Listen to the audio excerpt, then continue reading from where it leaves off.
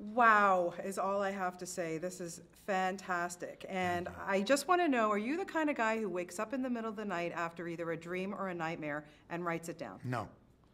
Where does this come from then? I have the most boring nightmares and dreams, and I mean, I've had like 4 good dreams in my life, and the rest are boring and pedestrian, you know? I'm going to the store, coming from the store, nothing important. But I think that, on the other hand, my days are spent in complete useless imagination. I'm just fantasizing about everything. I'm waiting in a restaurant for my order to come, and I'm thinking if somebody on the other table is hiding a murder, if they're gonna be coming from outer space, whatever it is, I'm fantasizing all day long. Well, amazing, because this is just, I'm watching it going, how does he think of this stuff? And for you, I mean, every time I talk to you, you're like a kid in a candy store, and you just keep getting younger and younger and having more fun. I do. This must have been, it's your dream project, I would think. It is. It's sort of all of my bucket list in one movie. I really love this movie so much. It comes straight from the most genuine place of my heart. It's a movie that takes a genre that is either forgotten or the object of nostalgia and wholeheartedly embraces it without postmodern winking and nudging, It's a poem to giant monster movies. Yeah, and you knew, though, it was going to be a huge undertaking. What you did in Toronto, I mean, you used every soundstage you could possibly use. Yes. You built these huge sets, and then you put your actors through the worst torture I think anybody in the history of directing has ever done. Yes. How did you know that you were going to get through all of it?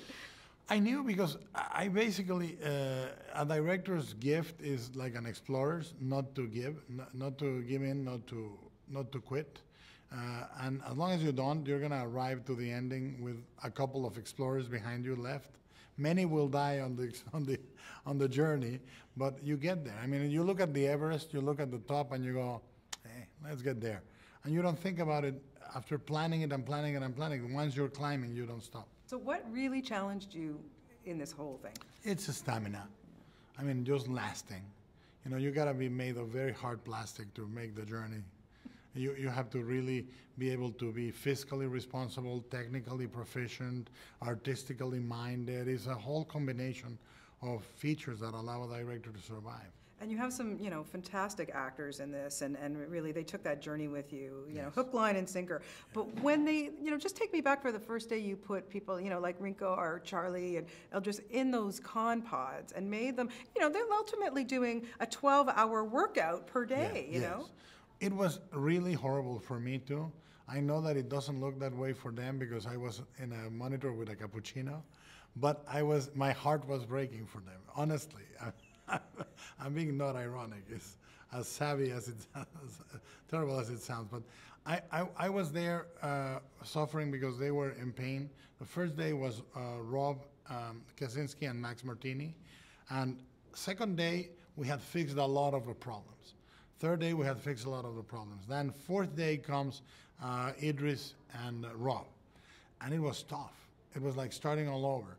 And by the time Charlie came in, we had solved X amount of problems. But they had a 2-ton machine on their back, digging in. They were on an exercise machine. They had 2 machines strapped to their arms. Every movement was like being in an exercise machine. And then I started throwing water and fire and smoke and steam at them and sparks. Poor people. I like them, but... Oh, well, you know what? I think at the end of the day, they were all happy that they did it. No, and I did it with love. Yeah. And they love working with you. What is your secret? How do you keep such happy sets, especially under such strain? I care, and I think that I did about 12, 13 movies as part of a crew before directing. And if you want to direct well, you need to be part of a crew. If you want to command, you need to obey before, and you learn to follow orders.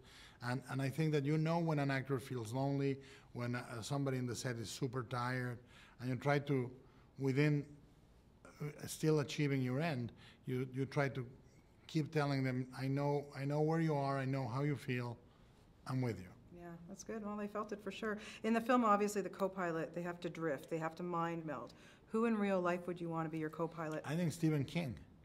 I would love that. I would love to get all his ideas. He can get all my ideas. I would love to know where his mistakes and how he learned from them, everything. You worked on this film with ILM. Yeah. My goodness, did they exceed your expectations? Yes, they did. I mean, I think, once again, I think that what a director does is create an environment where people think they can invest the best of themselves, and it will be rewarded by showcasing it. And I feel that we had a very good relationship in that. They knew they were going to work hard, but they knew I would take care of them at the end of the day. Yeah, you've given us so many great things, and then obviously, I know it's been 5 years since you actually directed a film. You've Yeah. given, producing up the wazoo. But why finally? Why was it so long that you decided to wait? Oh, I didn't decide. I spent 2 years in The Hobbit and 1 year on Mountains of Madness, and then Pacific Rim. I mean, the two movies that didn't happen were unfortunately very elaborate movies. What was the role, or the movie that changed your life just completely, that you worked on and just That I set you on worked your on? that set you on your course? I think the first movie, Kronos, and then probably Pan's Labyrinth. Pan's reached a much wider audience than the other movies, and it sort of it gave coherence to all the other movies before, and it demonstrated that all those things that I was doing had a reason and had a structure to it. Yeah, I want to go back a little bit about the casting, because you picked some, like I said earlier, some amazing actors. But why ultimately Charlie Hunnnam for this? I like Charlie because he has a very sort of uncomplicated good heart, and it comes across. I mean, he's a guy that is ultimately a good guy, one of the few genuine good guys I know on earth, and that comes across in the movie. He can play a hardcore biker in Sons of Anarchy, but I believe his nature is closer to Raleigh. Yeah. You're going to be back in Toronto, and we always love having you. You're going to be working your next film as Crimson Peak, and I'm really excited because you've cast Benedict Cumberbatch in that. Can you just tell us a little bit about what to expect from that film? Yeah. Crimson Peak is a really, at the same time, a very traditional Gothic romance with ghosts and all that, and a creaky house and all that. But at the same time, has very extreme violence and kinky erotic elements. So, Another one of your dreams. That one I'm sure is a dream. No, I am pretty meat and potatoes. And Jessica Chastain is going. Yeah. She is brilliant, that woman. Mia Wasikowska, Jessica, Benedict, and Charlie Hunnam.